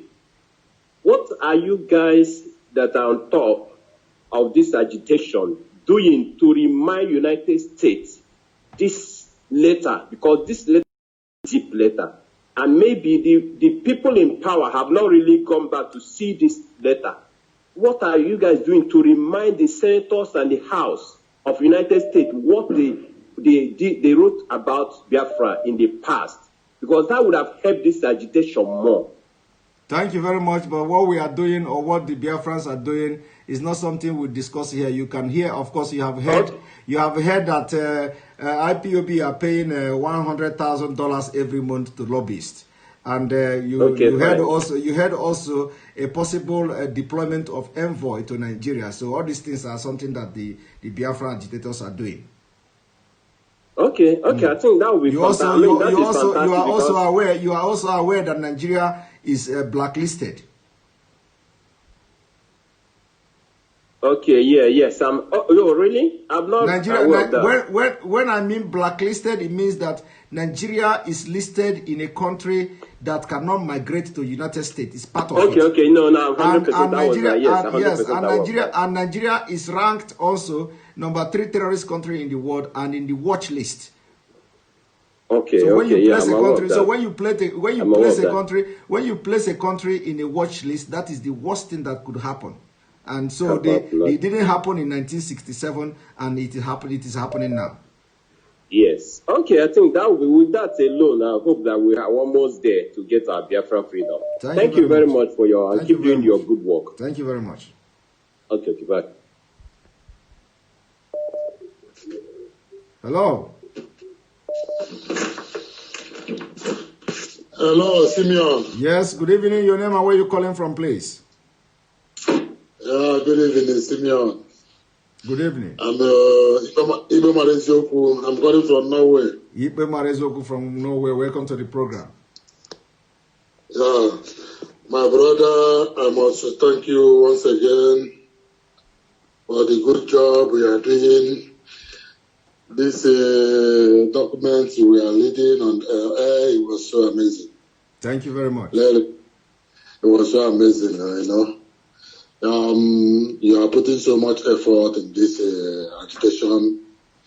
You are enlightening our people by proof, because most of our people, when you are telling them about what is going on, talking, they don't really understand.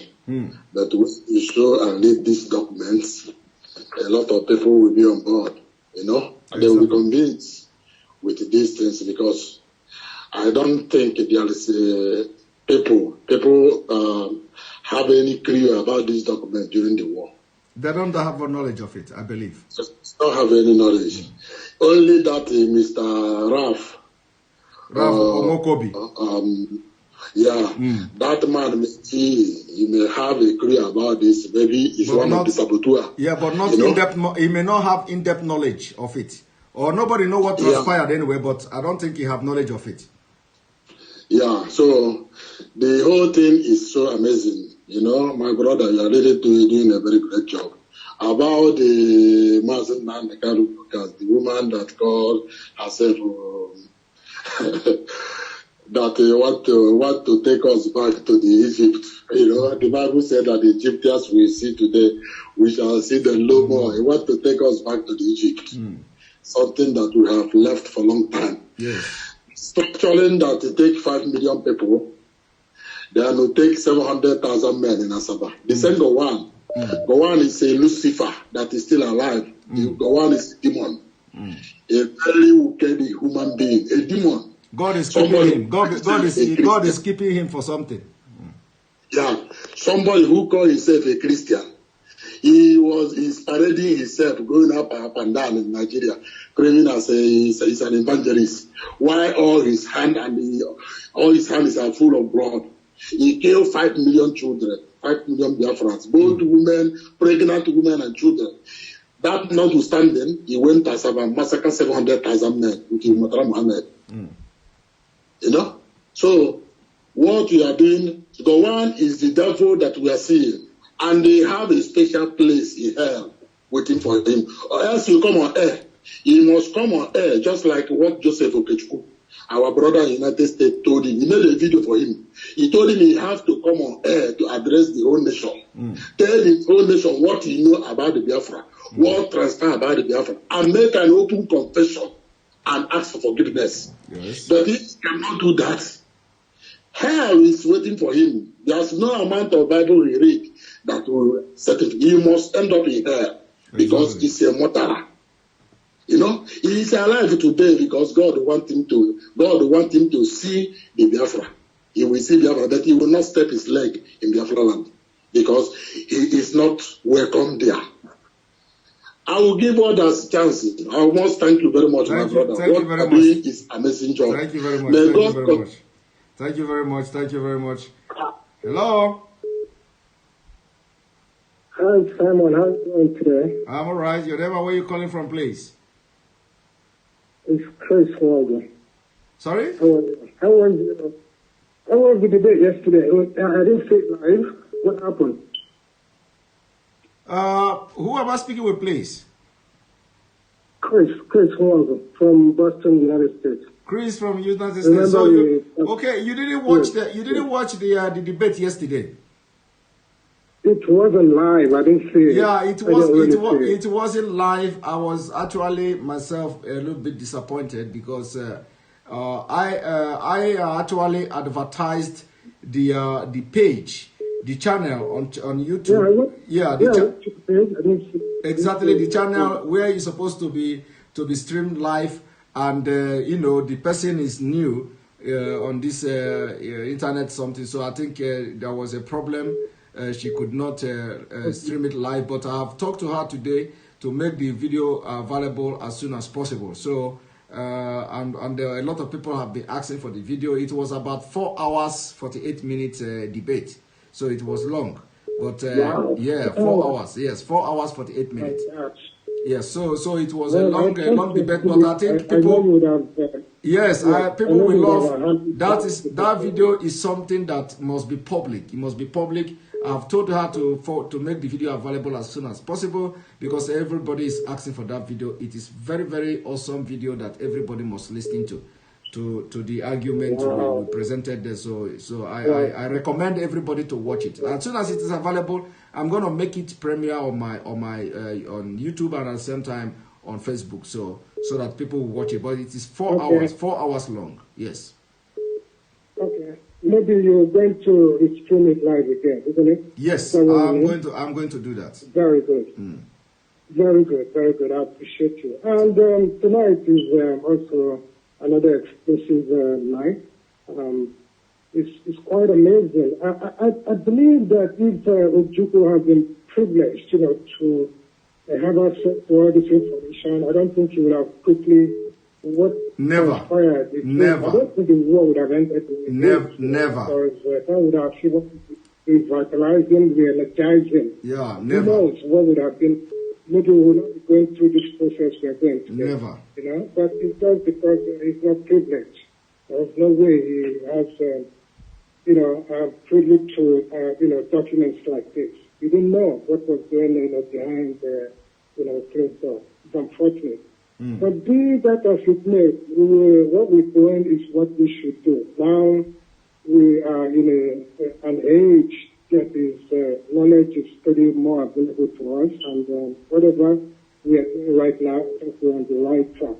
You know what I'm saying? So, I think you scream Namdekano's right today. You heard what that woman said, huh? Yes. I hosted it on. I hosted the broadcast on my page. Yes, I heard what the woman said. Of course, I wouldn't. I will not come here to condemn the woman, but nobody want to listen to that kind of thing. I know.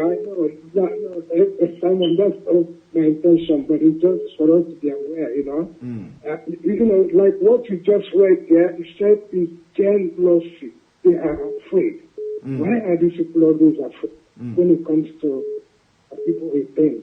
Are you getting what I'm saying? Yes. And it is what you just read in that secret document is what is is shown today everywhere, Exactly. in every department, in every part, and root and corner.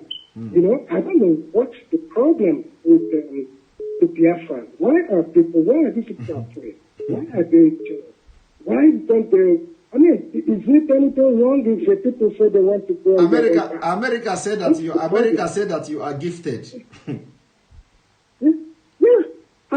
It's amazing that these people were able to describe us more than the way we knew. You can imagine that. I mean, it's amazing.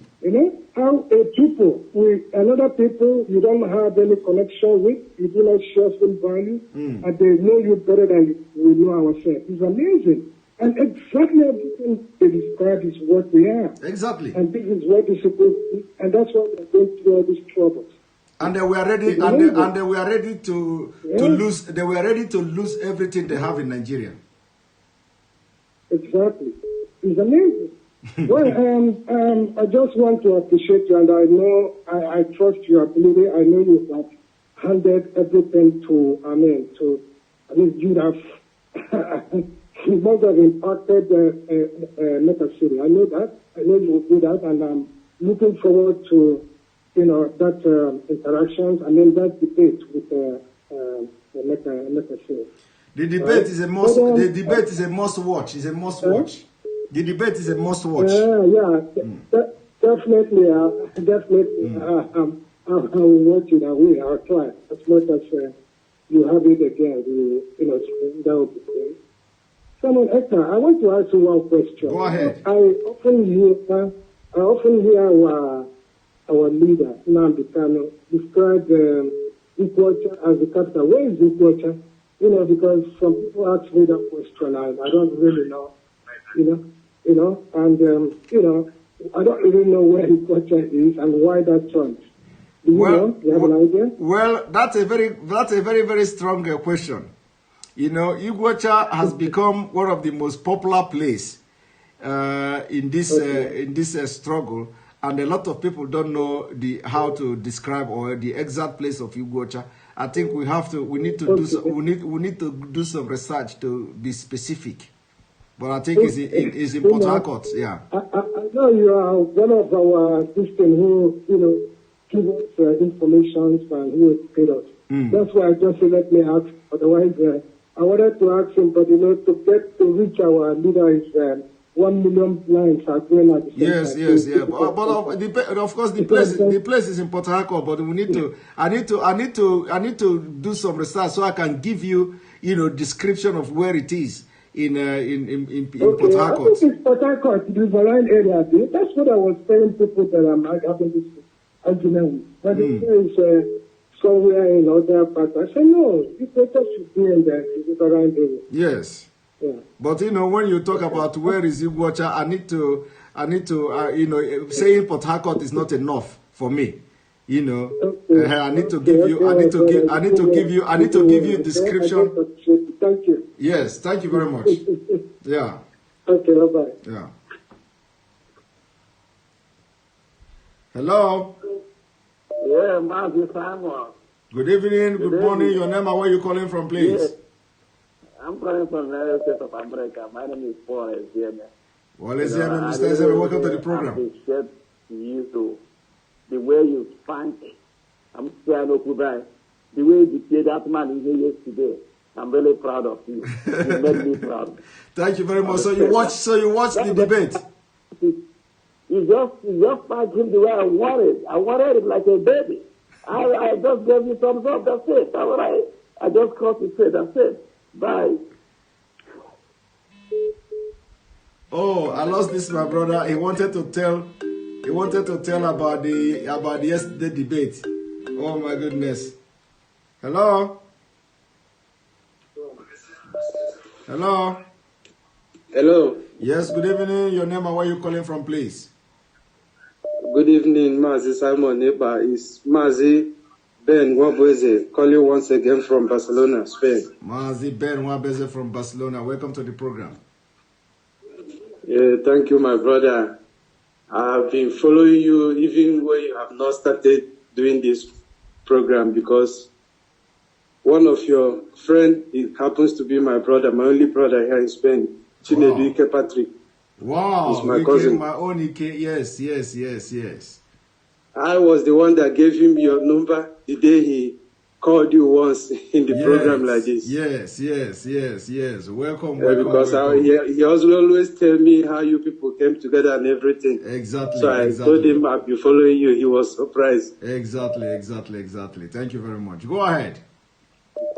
So this evening, I still want to hit on the last thing you said concerning what the view America have for Biafra concerning Nigeria. Thank God that you are able to obtain all this kind of information. I was telling somebody before that if Ojukwu was a media man, or if he had any knowledge about media, that Biafra wouldn't have lost the war. But the person didn't understand what I meant until he started seeing all these kind of things that you and Mazin and the Kano are doing in the media now, and opening doors for a lot of us to join in the media war. And the zoo is gone because of this. So, and once again is that if, especially concerning the prophetess they are talking about, if God wants to give any prophecy to Israel, he always used Israeli prophets during the days of old. He never used a Philistine, he never used a Syrian, he never used a Perisite or a Jebusite, or even a Jordanian to give prophecy to his people. The Biafrans were people of God. And God knows how to speak with us. He knows all our prophets that exist in our land. He knows how to talk to us. So if you want to talk to us, he knows who to tell, and they will talk to us. And he has been telling all of our prophets, and they have been talking to us, and we have been hearing them. So I would never expect our people to heed to this kind of prophecy that somebody is coming and say is a prophetess of what and what, to tell the people of God. No, that is a joke. You cannot, God cannot message a Philistine to come and message his own people. He used his own people to talk to his own people, whether it is a good prophecy or a bad prophecy. Exactly. Because sometimes God tells his people that you are going to perish because you have done bad against me. He used his prophet. Sometimes God tells his people that you are, by this time next year, something is going to be good for you, he also used the same prophet. There has never been a time God has used a foreign prophet to talk to his own people. Biafra, we are the people of God. It's not only us that know about it. All the elite people of this world know that Biafra, we are Jews, we are people of God. Even the classified documents you read today is even written there. And I've seen this statement in many high documents that has been that have surfaced from many places of this world, that Igbos, we are Jews. Yes. So it's not the first time. So I'm letting people know that whenever God wants to talk to the Jews, to his own people, he used the Jewish prophets to talk to them. He has never used a foreigner to talk to us. Exactly. So let people know about it, so that people don't get confused. So that let us remain focused in what we are doing. Exactly. Thank you very much, Mr. Simon. One day I'm hoping we will see wherever you come over this side. Yes. Or I'll come over that side. I hope we will see one day. Thank you very much. So from my cousin Chinedu, he extends his greeting also. Mine to him too. Thank you very much. Oh, all right. Good night. Yeah. Yes. Hello. Hello. Hello. He's not talking. Hello. Good evening. He's not talking as well. Hello. Yes, good evening. Your name and where you calling from, please? My name is Chukwudi Chime. I am calling from Austria. Mr. Simon Elba, say give thanks for all the good work you've been doing. Yes, me, I'm a Rastafari. I know that Biafra is a must thing. And of course, prophet was sent actually from Israel to Nineveh and all those things. But let the word of the prophet defend the righteousness and the fact, because God is God. Logic, we're talking about logic or psychology is soul logic. That is spiritual logic. So it cannot defy simple thing that righteousness, people are coming to kill you, and we are learning and learn in the aspect of the Quran also, know the ideology that is driving these people, that make them see us as infidels. So we have to see all those things. So if you think you are a prophet or prophetess of God and you don't have interest in what man is doing, you don't understand man, you cannot know God if you don't know man. So, and the Biafra is a serious thing, because if you check our flag originated from a man who organized the biggest black movement on earth, Marcus Garvey. Yes. The only difference is now that we have the sun in it. And now we have a man that Marcus Garvey was pointing at to the east before his coronation, which is also the only place that was not colonized in Africa, Ethiopia. So, and that is where the conquering lion of tribe of Judah appeared through the root of David, and that is Rastafari. And one of his titles is Light of the World, and he made Odime Ojuku. So our quest, our thread is fulfillment of prophecy. It is beyond what they are dealing with. So this man is the light of the world, and we have the sun. The same sun is what shines everywhere. The knowledge of Biafra, my brother, it is a worldwide thing. But even Hebrew and all those things. Ụfọdụ awụcha akwụkwọ ndị ọmụ ya, mana anyị ga-ejigoro nwayọọ because awụ ndị anyị na-edigotiri iji nweta ihe anyị na-achọ and all those things. Mana the thing the deeper. So nwanne m nwoke, ihe anyị na-eme ọ bụ ihe mmụọ, onye anyị na-achụ ụlọ aja oke mmụọ. Ihe anyị na-eme makwa nọ ihe mmụọ, nna anyị na-achụ ụlọ aja bụ nna mmụọ. testing the time, Biafra testing, Obi Kerenke, testing the time, this is Biafra testing. Yes, because God used also people to test people. Yes. You know, that woman, he just come to test Nnamdi Kanu whether I go whether I go shake. Now, God please send somebody message to make her check my picking them, how they take they safe. And the woman seriously saw something and she came to talk about it, and the thing they review what thing don't happen before, when no make sense, where they say the people rejected. So, now my brother, I'm not going to waste your time. I've been trying to reach you most of the time, but I never managed. But today, I was even surprised to see the thing function. So me, I say, you know who you are. You say, you love Biafra, your land. Forever now stand up for us with the spirit of Chukwu Kabiama, the Most High, Ya Yeshua HaMoshiach, spirit of the Rastafari, yes, was on the Mekwa Emeka Juku, Efion Eze Israel, Okukano, Achuzie na Rolo, Bieze Kano, now rest on Namodi Kano, and the rest of us. So rest on us, the spirit of peace, rest on us. Equity rest on us, Jadi Almighty. This is testing time. Thank you very much. Thank you very much. I know if I leave you now, you will just flow and flow and flow. Thank you very much. It is very nice to have you. Yes, sir. To have you on this program. Thank you. Thank you very much. Have a very wonderful week. Same to you, my brother. Right.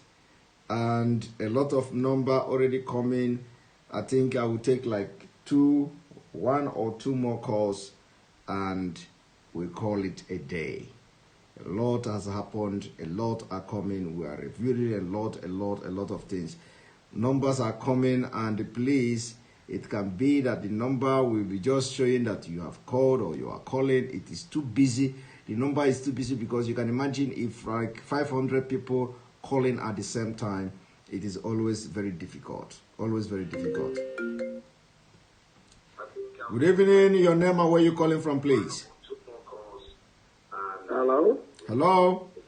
Good evening. Your name and where you calling from? Emmanuel calling from Lagos, Nigeria, the zoo. Emmanuel from Lagos, Nigeria. Welcome to the program. All right. We thank God.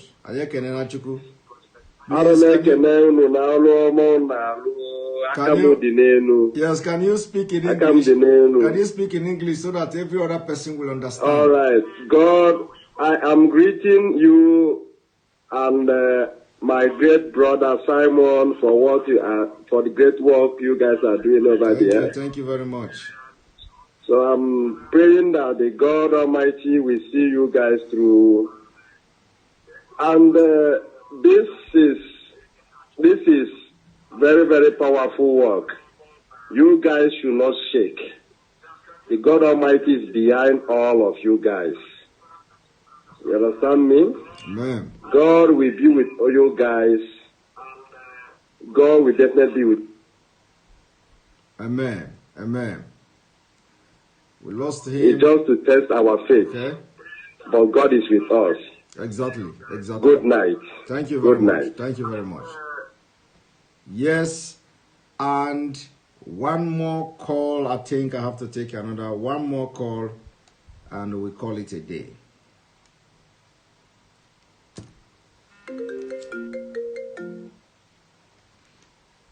Good evening, good morning. Your name and where you calling from, please? Hello. Hello. Hello. Yes, your name and where you calling from, please? Am I on to someone? Yes. Yeah, hello, can you hear me? I can hear you loud and clear. Can you leave where you are watching me from so you just listen to the phone? Okay, yeah, I'm actually calling to congratulate you, to tell you thank you for your good job, for what you're doing. Thank you. Your program has been, I'm very, very happy knowing you're doing this program. Watching you every time, seeing you, I'm overwhelmed with the program, with everything. I actually want to continue guiding you and protecting you. Amen. And leading you and Martin Kalu with the job you've been doing. Amen. I really enjoy. I'm always enjoying you guys. I'm calling from Australia. My name is Benjamin. Benjamin, thank you. I actually want you. Yes. I actually want you to know that we are behind you people. We are supporting you people very, very well. And if there's any other thing you guys want us to do, if there's any other thing you guys want us to do, if you just tell us to do it. And regarding to one the prophetess, the person that called Martin and Kalu program, I just want us to know that I wouldn't want to say she's lying or she's not lying or she says something that doesn't make sense. But the only thing I want to say is that many people will come in form of a prophetess, in form of to deceive us the way they deceived us last time. This time around, we will not take it. No, not at all. We won't take it. We won't even accept it at all. Not at all. We just pray God's wisdom should keep following us, because that is what we need to actually accomplish our Biafra. Exactly. And to come in Jesus' name. Amen. Amen. Amen. Thank you very much. Thank you very much. No problem. Yes, somebody is still calling me. Somebody is still calling me from the zoo, from Nigeria, and this Nigeria call, let me take it. Okay, the number went off because the Nigeria call don't normally go through because of the network. The person continued to call. Let us see. Hello. Hello, Mazi Simon. Hello. Hello, Mazi Simon. Good evening. Good evening. Your name and where you calling from? My name is Mr. John Okafor. I'm calling from Lagos, Nigeria. Mr. Okafor from Lagos, Nigeria. Welcome to the program. You are going to be my last caller today. Yes, I've been trying to reach you. It was so difficult. Go ahead. But I'm happy to finally reach you. Go ahead. Actually, I want to say something about the prophetess that spoke on the Nnamdi Kanu's program. Actually, earlier in the program, but I was unable to get through. So my point that I want to make is that I don't think it's proper to bring these kind of people into our program, because one thing I've realized about people, when they try to convince you and it's not logical, they'll try to bring God into it. So anybody that tries to convince you about something and bring God into it, just know that that's a mistake. So all those kind of people shouldn't come into the program if they're not going to be able to reason. They don't want to say things with logic and facts. Or they want to be like, oh, I saw a vision, and God said, and God said. Even if you try to give them reasons, it's like, no, don't fight God. Don't fight God. Those kind of people shouldn't be allowed in the program at all. Because today's program, that woman actually made it look so, like, the woman can be in your program, but we should set a standard on Nnamdi Kanu's program. To set a kind of a standard. All those kind of people are not supposed to be there. If we want to bring somebody on the program, we should be talking about somebody like Kingsley Moghalu. We should introduce those people and engage them. Because those kind of people are the people we need to make enlighten about what Biafra stands for. What Kingsley Moghalu did on Twitter, what he said about the Igbo people in general, is the kind of people we need to bring close to enlighten them about what Biafra stands for. That's all I have to say. I don't want to have too much. Thank you very much. Thank you very We much. should set a standard. Thank you very much. Thank you very much. Thank you very much. You see. Okay, sorry, you're still online. Not you. I wanted to say something. Sorry. Somebody is calling me from Latvia. Somebody is calling me from Latvia. Receiving a call from Latvia. Somebody is calling me from Latvia. I want that person to call. I want that person that is calling me from Latvia to call back. That person that is calling from Latvia, actually, the last caller now should be my last call for the day.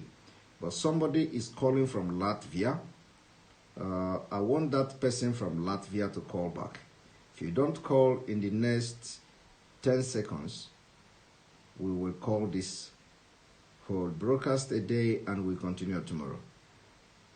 Someone from Latvia call back in the next 10 seconds.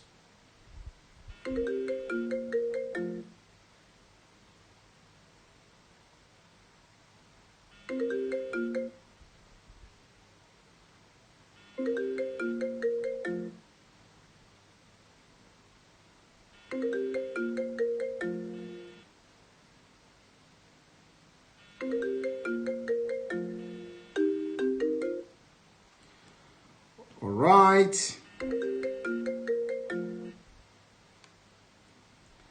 So we call it a day, and tomorrow we continue. Please, if you did not speak with me today, please reserve your comment or your question tomorrow. I am going to answer your question tomorrow. Please don't get offended. Those who their call were just coming on for the last at this dying minute. Call tomorrow as I continue where I stopped today. Thank you. Have a very wonderful week ahead. Have a very wonderful evening and good night. May God bless Biafra. God will surely bless Biafra.